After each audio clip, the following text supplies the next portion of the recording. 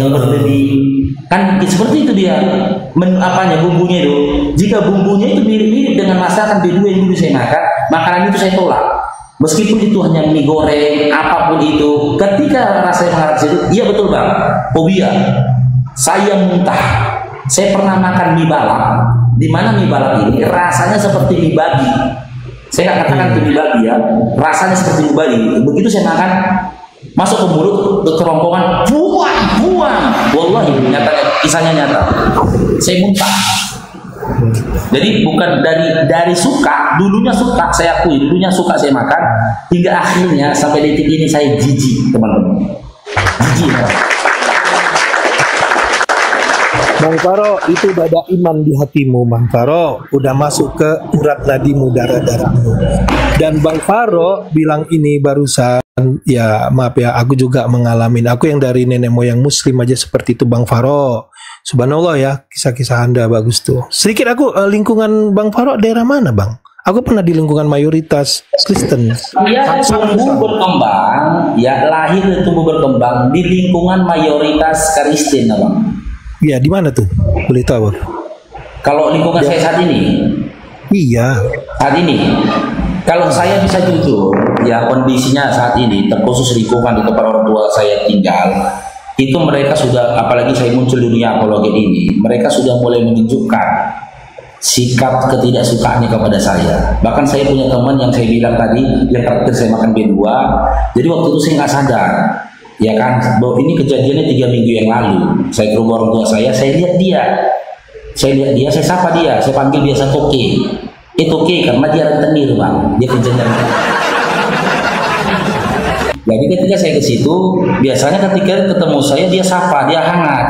Dia datangi saya ke sepeda motor, ngobrol. Tapi waktu itu saya lihat dia, saya sapa dia, Toke saya bilang, oi kata dia. Terus saya putar balik. Saya putar balik ke sepeda motor, saya ajak dia, saya panggil, oke sini dulu kau, aku bilang, enggak. Saya pikir, ini orang kok kayaknya benci kali sama aku, pikir saya, teman dari kecil bang, dari orang. Iyalah. Saya panggil, enggak sini kok bentar aja, enggak, kok gini, hingga akhirnya seminggu yang lalu saya diskusi sama bang kandung saya. Ya, abang kandung saya yang menceritakan semua. Ternyata baik tetangga saya, teman-teman saya, bahkan keluarga saya sudah melihat video-video saya di YouTube, di depan, gitu loh. Ternyata di depan saya saja mereka tidak menunjukkan sikap nggak sukanya. Di belakang saya mereka ternyata nggak suka dengan apa yang saya lakukan. Jadi saya bilang sama abang saya, ya sampaikan kepada keluarga jangan pernah menonton debat. Jangan pernah nonton video-video debat. Karena apa? Apa yang kulakukan di situ adalah reaksi dari pribadi, di mana ya ada beberapa oknum Kristen berupaya untuk memfitnah kami umat Islam. Ditanyakan sama bang saya, apakah benar Nabi itu menikahi anak umur 6 tahun? Ditanyanya, saya jawab begini. Baru ditanya dia lagi. Apa ditanya dia lagi? Tentang dia tanya tentang Islam. Saya jawab hingga akhirnya abang saya sendiri ngomong, memang orang kita ini parbada, maksudnya tukang gaduh kata dia. Orang kita ini tukang gaduh kata dia. Terus abang saya sendiri ngomong, dia bilang, aku pribadi pun benar, apa yang kau sampaikan itu benar. Yesus itu bukan Tuhan, dia utusan kata dia. Kayak mana pun ceritanya di bawah, dia nggak bisa jadi Tuhan. Dia lebih pantas menjadi utusan. Nah, tahunya kau, saya bilang. 17. Iya, cuman ya udahlah agama. Cuman dia terkejut memang. Abang saya pribadi terkejut, dia heran. Dia bilang, kau tahu dari mana semua itu, kata dia. Tentang Bible itu kau tahu dari mana, kata dia. Karena aku bicara kan, oh ini dalilnya gitu loh. Karena kita apologet bang nggak pakai data bang, nggak maksudnya nggak contekan bang. Kita apologet Islam tuh yang dia di kepala bang, yang kita hafal, cari-cari laptop apa enggak. Saya gitu juga ngobrol sama dia, saya nggak perangkat apa-apa, duduk. Terakhir dia terkejut, banyak juga aku hafal ya katanya. Iya, aku bilang. Teringatnya dari mana kau tahu ini, kata dia. Kok bisa kau berhafal? Saya bilang, ingat nggak? Dulu kau kan tinggal di Bogor, kata dia. Aku bilang, iya. Kok ingat nggak? Dulu waktu kita SD, kita dikasih Alkitab satu-satu orang, kata dia. Saya bilang. Ya, kau ingat nggak kitabku, pemberian tulang itu aku bilang. Alkitab tahun 1984. Iya, Alkitab itu sudah hampir 2 kali selesai aku baca. Abang saya terkejut, katanya, iya. Kayak mana bisa aku baca itu? Saya ceritakan, dulu aku mengalami hal begini, gini, saya bilang. Terus bapak saya pulang, Parkamiangan, dia jinjing Bible itu Bible saya bilang. Itu Bible yang saya baca, dan hingga akhirnya aku patah arang bacanya. Ternyata Yesus bukan Tuhan, dan di mana ibadah-ibadah yang biasa kita lakukan ternyata bukan ajaran dari Yesus. Bible itu kukembalikan kepada Bapak, aku bilang. Itu Bible yang sekarang. Terakhir dia bilang, iya benar, katanya. Tapi ya udahlah, kalaupun kamu mau berdiskusi, udah diskusilah bagus-bagus. Terkadang kan kau sampaikan juga di komalmu, kata dia. Kalau ia nggak bisa diskusi, jangan naik diskusi. Nanti ujung-ujungnya kayak gitu, begaduh, menghina, mengolok-olok, kata dia. Kalau memang punya kemampuan untuk berdiskusi, udah silakan diskusi. Gak ajak orang diskusi samamu, gitu loh, kata dia. Tapi yang nggak mampu, makanya belakangan ini kan Bapak Farouk bilang, bagi teman-teman Kristen yang tak punya kemampuan untuk berdiskusi, jangan naik. Kalian nyimak di bawah aja. Emosi sendiri aja di bawah. Kalau kau naik ke atas, kau emosi di atas, nanti kau lampiaskan emosimu sama kami. Kalau kau di bawah, kan gitu, emosi pun tahu, paling kau melampiaskan emosimu gigit plastik kau atau digigit pentas. Dari dulu gitu dia, Paro, dari dulunya itu. Ini sorry ya, aku potong dikit. Aku lagi buka Smart TV aku, ada ini dari Farouk Seni Parpanpat. Ante sampai si Ferdinand juga ente lawan ya. Tampol Batak, anak Batak juga tampol ya.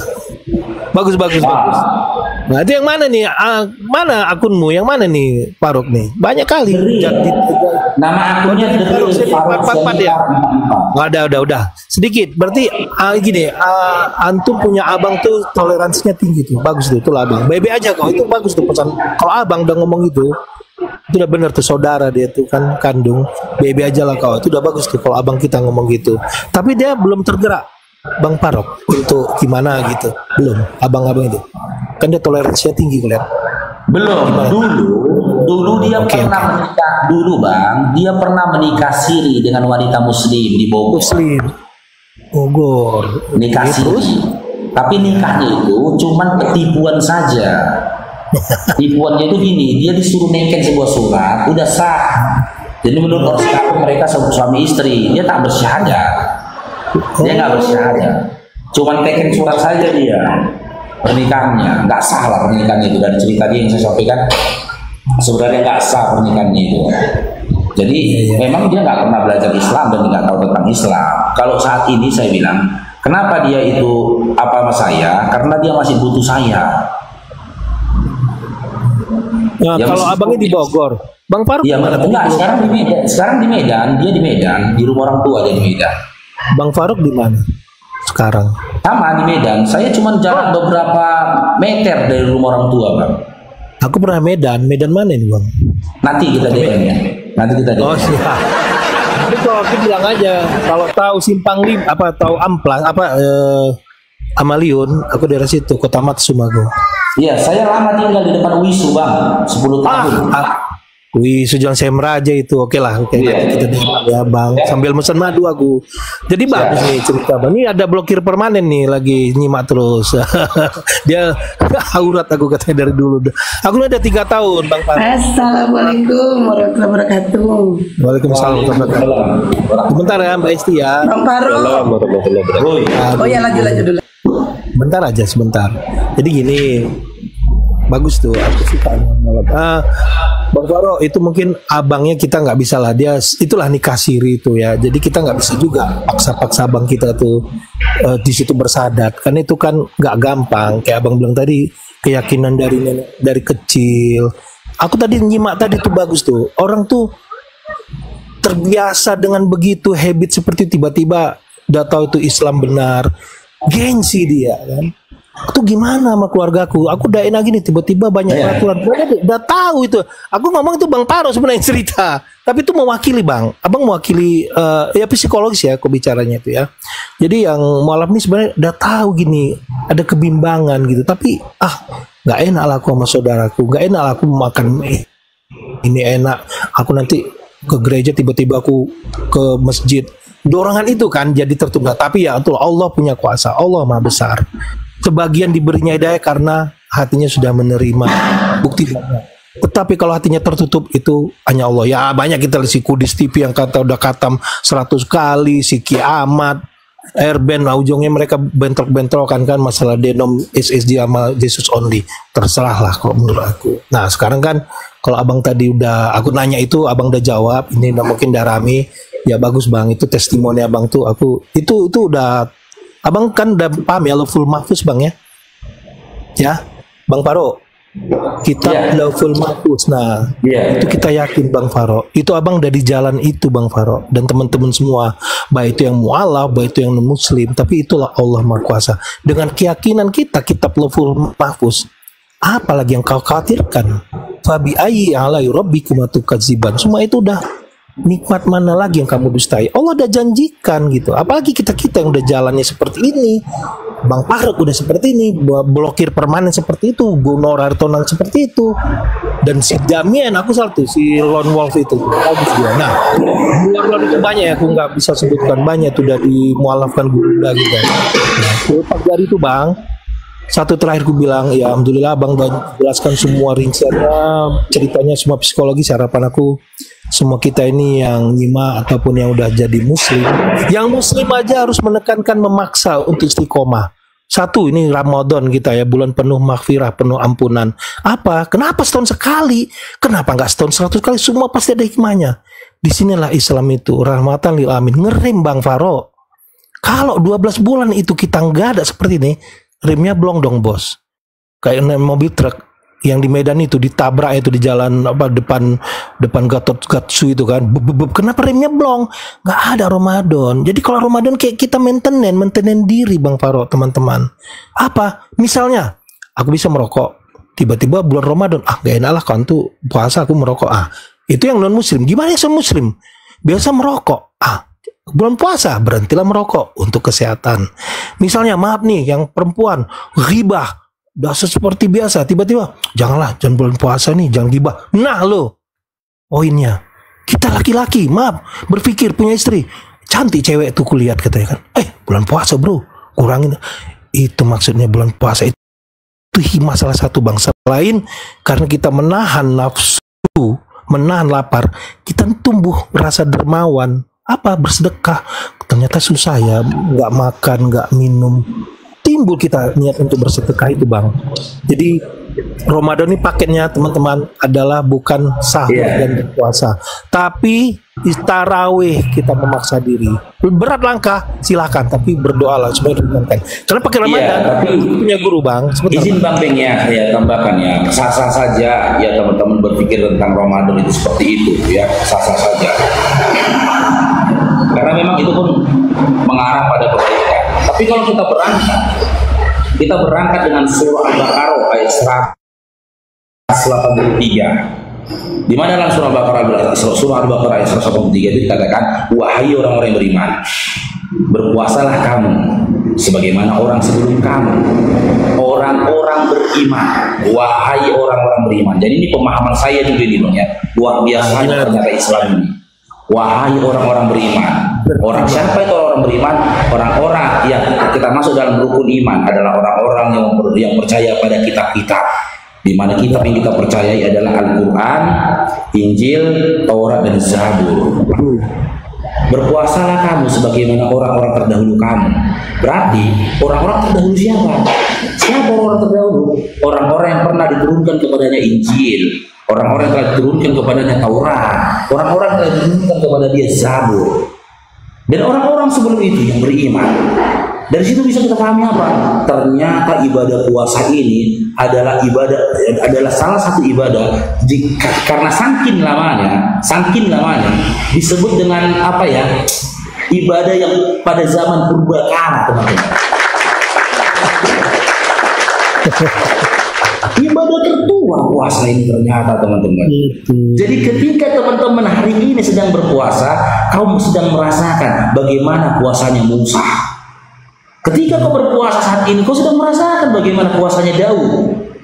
Kau sedang merasakan bagaimana puasanya Isa. Gitu loh. Itu luar biasanya ternyata puasa ini. Puasa ini adalah salah satu ibadah yang tertua, teman-teman. Yang dimana ibadah itu dikhususkan kepada orang-orang beriman. Di luar dari orang-orang beriman berarti orang-orang tak beriman. Siapa orang-orang yang menyangkal orang-orang beriman, itu adalah syaitan. Maka orang-orang yang tidak berpuasa hari ini adalah syaitan laknatullah dari golongan manusia. Lihat sikap mereka. Mereka berupaya mengganggu orang berpuasa. Dengan sadar ataupun tidak sadar dia berupaya. Contoh melalui komal-komal, dia tapping itu. Tapping dia. Wow, sampai dengan nanti ketika kita mau berbuka puasa, kita beli takjil pun diganggu sama setan ke golongan manusia ini. Tapi begitu azan berkumandang, kita mendapatkan kemenangan. Allahu Akbar, Allahu Akbar. Apakah setan-setan itu muncul? Setan-setan dari golongan manusia itu muncul? Tidak, teman-teman. Mereka merasakan pedihnya kekalahan mereka. Pedihnya sahabatan-sahabatan campur dalam diri mereka. Dengan apa? Mereka tidur, teman-teman. Tak mampu lagi mereka. Perhatikan orang setan dari golongan manusia itu. Begitu azan tidur mereka hilang. Hilang mereka. Tak lagi kelihatan mereka, menghidang mereka, tertidur mereka, menelan kekalahannya. Jadi yang paling utama yang duluan kita hadapi ya teman-teman siapa? Setan dari golongan manusia ini. Puasa kita menahan lapar mudah teman-teman. Puasa mempuasakan mulut mudah, memuasakan telinga mudah, mempuasakan mulut hidung ini mudah. Tapi hati bukan mudah. Tengok setan dari golongan manusia itu bang luar biasa. Luar biasa. Berbagai macam cara mereka lakukan supaya membatalkan puasa. Kalaupun tidak batal, bagaimana supaya ibadah puasa umat muslim ini rusak? Nanti naik komal dia kan gitu. Tak ngomong-ngomong apa dia, berupaya dia memancing amarah. Habis itu ketawa dia. Kan persis kan kayak sanatullah persis. Makanya teman-teman ya, jaga puasanya ya, semoga kita termasuk golongan orang-orang yang memurnikan puasa kita, termasuk golongan orang-orang ya yang mendapat ampunan. Kenapa? Celaka kata Rasulullah. Ketika Rasulullah ingin naik mimbar, celaka kata Rasulullah. Tiga sahabat bertanya, siapa yang celaka ya Rasulullah? Celakalah orang yang tidak mendapatkan ampunan di bulan Ramadan sementara dia hidup di bulan Ramadan. Betul, dengar. Oke bang, panjang nih kita. Udah panjang nih, makasih nih. Aku lagi buka-buka mualaf Faruk Syarnipar tampol klaim Ferdinand dulu nih.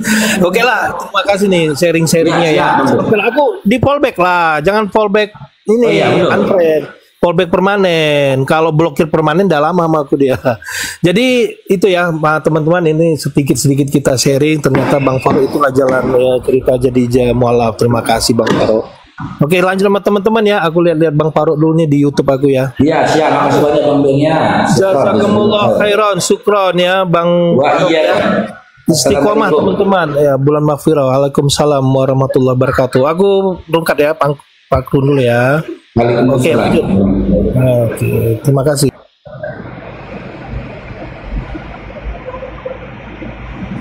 Faruk. Oi. Diam dulu kok naga. Tadi malam orang masuk ruku, terus dia mau bagi-bagi handset sama Bang Faruk sama aku.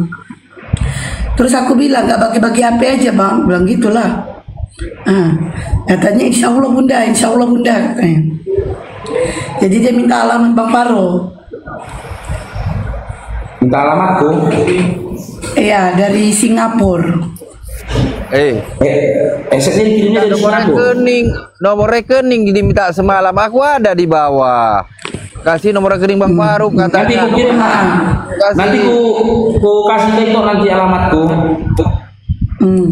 Tapi itu nggak jelas juga, nggak ada yang jelas. Ku bilang lah, handset kayak mana dulu? Malah aku menanggapi juga. Kok salahkan aku pula? Salahkan orang yang berjanji lah. Iya, kemarin itu bilang minta nomor rekening, dia mau bantu juga TPA. Oh itu benar, itu sabar kok, itu benar. Insya Allah Ya itu aku kalau alhamdulillah masuk. aku gini itu ya. Jadi aku rasakan gini teman-teman berpikirnya ya.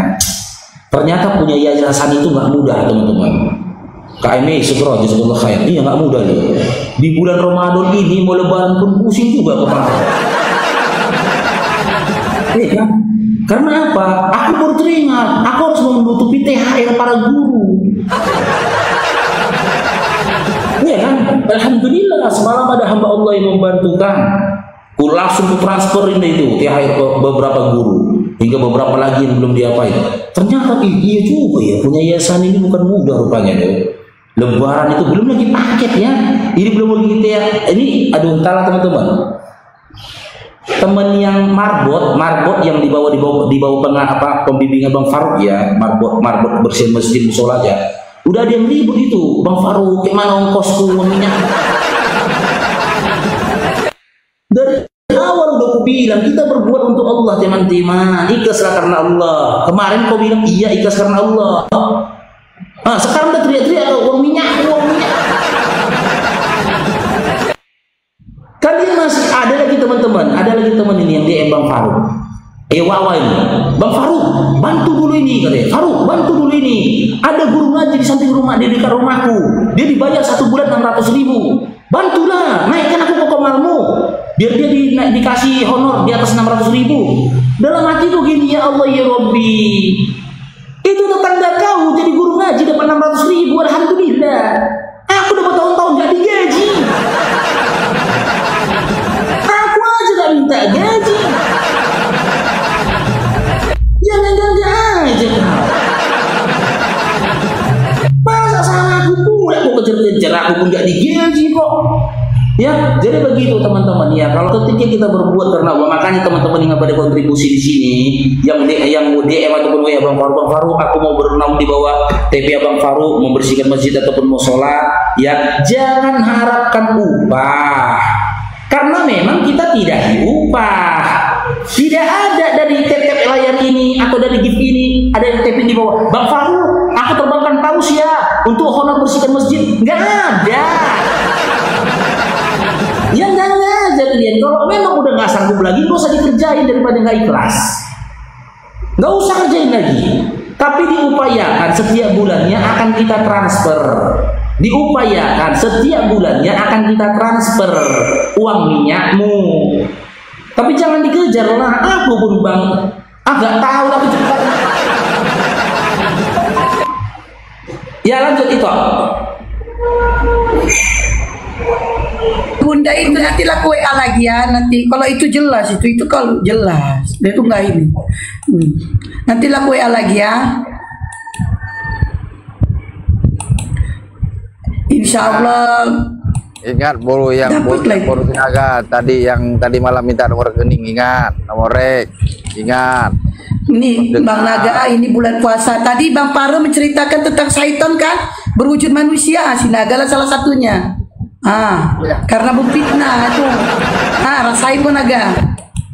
Tapi ingat gak tadi Bang Paro cerita apa? Syaitan berwujud manusia. Kaulah itu Naga. Bulan puasa kau fitnah kau. Tapi tadi malam dikasih nampak nomor rekening 3 nomor rekening. Orang bilang handset.